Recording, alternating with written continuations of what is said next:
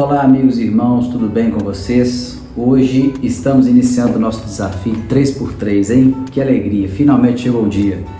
Nós vamos iniciar hoje a leitura do dia 1, Mateus 1, capítulo 1 até o capítulo 3. Aqui nós estamos no vídeo curto, né? Como vai funcionar.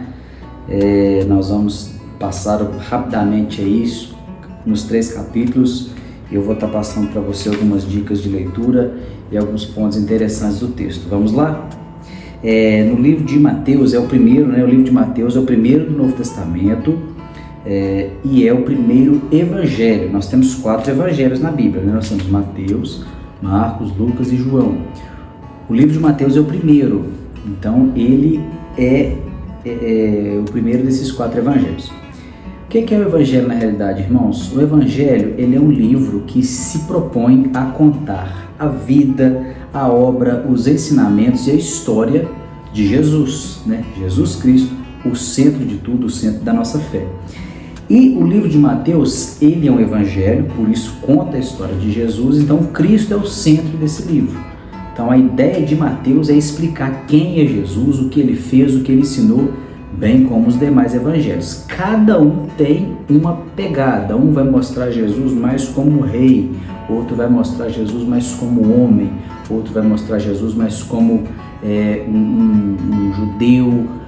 Enfim, cada um vai mostrar Jesus de alguma forma. Mateus, ele foi direcionado para o povo judeu. Jesus era um judeu, né? Viveu há mais ou menos 2000 anos atrás, não é verdade?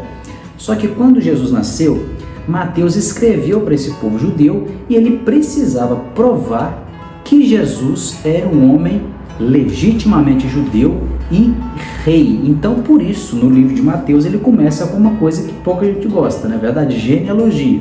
Então, a genealogia aí, Mateus capítulo 1, do versículo 1 até 17, vai mostrar a genealogia, a origem de Jesus, mostrando que Jesus era um judeu legítimo e era um descendente do rei Davi. Você vai ver na genealogia que o rei Davi era uma das pessoas que estão aí na árvore genealógica de Cristo. O rei Davi viveu mais ou menos 1000 anos antes de Jesus viver, né? Então Jesus, sendo um descendente de Davi, era digno de ser chamado sim de rei. E Jesus também era um judeu, era descendente de Abraão. Então você pode observar que essa genealogia começa com Abraão. São os pontos mais importantes que a gente gostaria de destacar. Tem muito ensino aqui, como essas mulheres aí na genealogia de Jesus, né?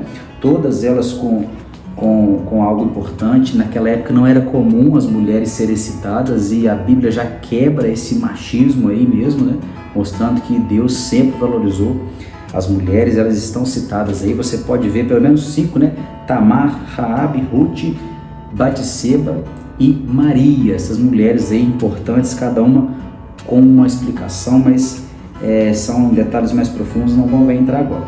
Então o capítulo 1 até o versículo 17 é isso. Depois do versículo 18 em diante vai narrar o nascimento de Jesus, né? Maria se achou grávida, José ficou naquela coisa, eles não estavam casados ainda. José falou assim: eu vou abandonar essa mulher, ela me traiu. Então o anjo do Senhor aparece a José e desanima José de fazer isso e incentiva para que ele se case com Maria, porque ali era um plano de Deus. E Jesus nasce, né? Ele nasce de Maria, virgem. Maria era uma virgem. José não era um pai de sangue de Jesus, mas aos olhos do povo e da lei dos judeus, ele era o pai legítimo de Jesus. Tanto é que a genealogia aí não é por parte de Maria, ela é por parte de José. Então Jesus, ele se torna um herdeiro legítimo, filho legítimo de José. Capítulo 2 vai contar a história dos magos do Oriente, que quando Jesus nasce, eles trazem presentes a Jesus, né? Eles trazem no versículo 11 do capítulo 2, ouro, incenso e mirra, presentes dignos de um rei. O ouro fala de realeza, então Jesus era um rei.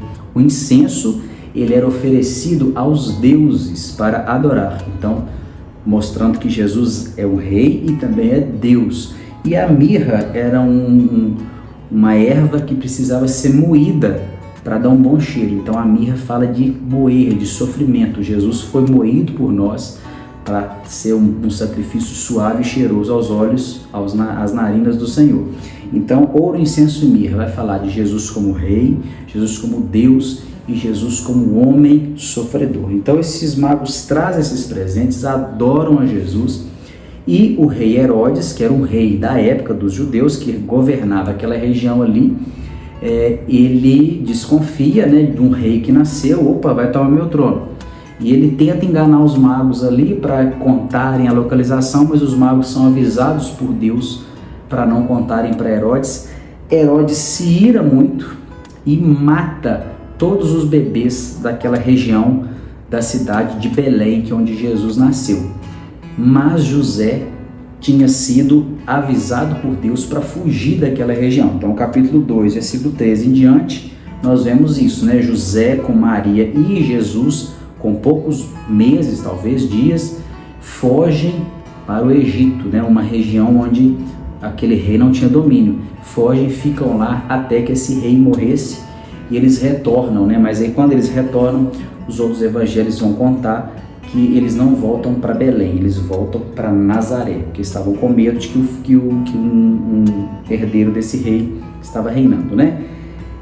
E aí o capítulo 3, que é o último capítulo da leitura de hoje. O capítulo 3, ele acontece 30 anos depois do capítulo 2, né? O capítulo 1 e 2 conta a história do nascimento, a genealogia e o nascimento de Jesus. O capítulo 3 já dá um pulo de 30 anos e está aí no momento do batismo de Jesus. Então conta a história de quem batizou Jesus, que foi João Batista, primo de Jesus.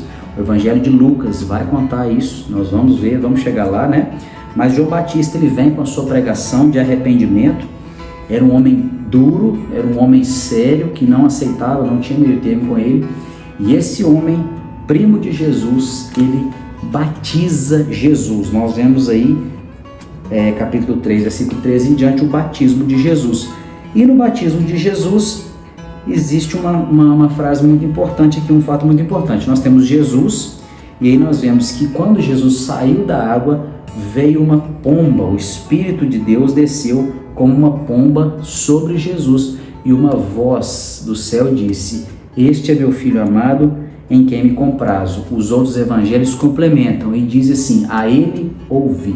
Então olha só que coisa importante, nós temos a figura da Trindade, nós temos Deus Pai dizendo: "Este é meu Filho amado", nós temos o Espírito Santo como pomba e nós temos Jesus como Filho. A prova de que Jesus também é Deus acontece aqui no capítulo 1, quando o anjo vai falar assim, versículo 23 do capítulo 1: "Você, José, vai dar o nome a esse menino de Emanuel, que significa Deus conosco." Então Jesus é Deus conosco e ele está conosco nessa caminhada